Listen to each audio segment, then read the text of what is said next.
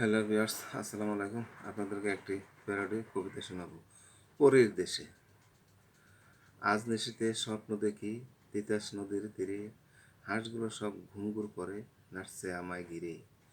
গোড়া আমায় কাছেই আছে, ময়ূর পঙ্খির ছানা, উড়ে যাচ্ছে এই পরীর দেশে, মানছে না সে মানা।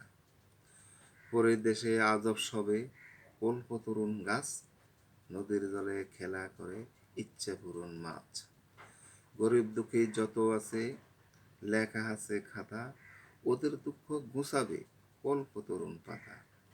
পরীর কাছে চেয়ে নেব জাদু মন্ত্রের কাঠি, সবাই একটু ভালো থাকুক, হবে না শ্রম মাটি। আল্লাহ হাফেজ। সবাই ভালো থাকেন, সুস্থ থাকেন। যে যেখান থেকে শুনছেন, আশা করি আপনাদের কাছে ভালো হবে। এই বলে এখানে বিদায় নিচ্ছি।